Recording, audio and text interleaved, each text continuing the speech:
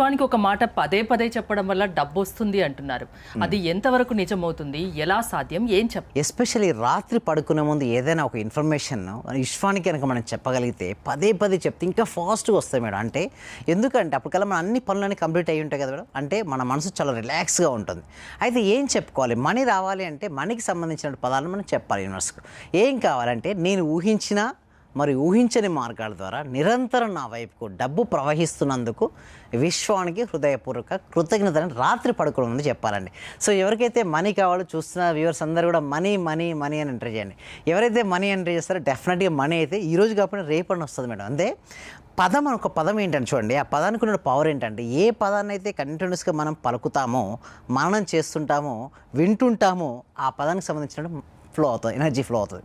So మనకి అందరికీ ఏంటంటే మేడం మనీ కావాలి కదా. ఎస్పెషల్లీ రాత్రి పడుకునే ముందు ఇదొక పదంతో పాటు ఇంకొక సింపుల్ వర్డ్ ఉంది మేడం. ఏంటంటే I am a money magnet.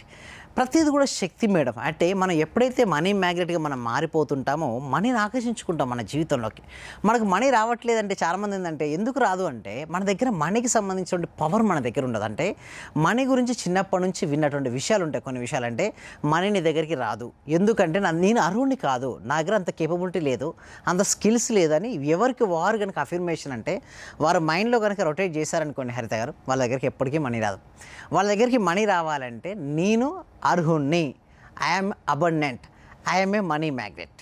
So ఈ పదాలను కనుక పదే పదే పలికినా విన్నా వారి దగ్గరికి మనీ వస్తుంది. ఎందుకు రాత్రి పడుకునే ముందే చెప్పాలి అంటున్నారు విశ్వానికి? Yes, thank you so much madam.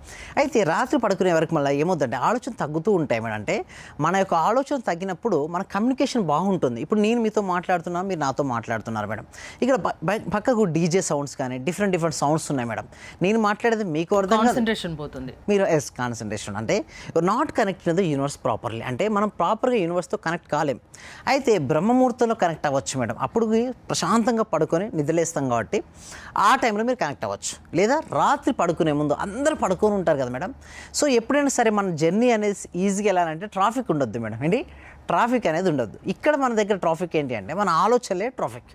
ఎక్కువ ఆలోచనలు వస్తుంటే ఎక్కువ ట్రాఫిక్ ఉన్నట్టు కదండి. అంటే ఎక్కువ టైం పడుతుంది. ఆలోచనలు లేవు, తగ్గిపోయినాయి. మీరు విశ్వానికి అనుసంధానం అయిపోతారు ఆ టైంలో. లాస్ట్ థాట్ అంటే చివరి ఆలోచన ఏదైతే ఉందో దాన్ని మీరు ఊహిస్తూ పడుకోవాలి. అంటే ఇలా మనం పలుకుతూ చాలామంది ఏంటంటే అఫర్మేషన్స్ కానీ విజువలైజేషన్ చేసేటప్పుడు ఆ పలుకుతుంటారు. అప్పుడు ఆ ఫీల్నెస్ తేరు. అంటే ఫీలింగ్లోమో ఇంకా రాలేదు అంటే ఆతృత ఉంటుంది. రిజల్ట్స్ రావాలంటే అందుకోసం నేను క్లాస్ క్లారిటీని ఎక్స్ప్లెయిన్ చేస్తాను. అంటే ఎలాంటి వైబ్రేషన్స్ ఈజ్ మోస్ట్ ఇంపార్టెంట్. అంటే మన ఆలోచన మన యొక్క ఫీలింగ్స్తో పాటుగా మన లోపల ఎలాంటి వైబ్రేషన్స్ ఉన్నాయి.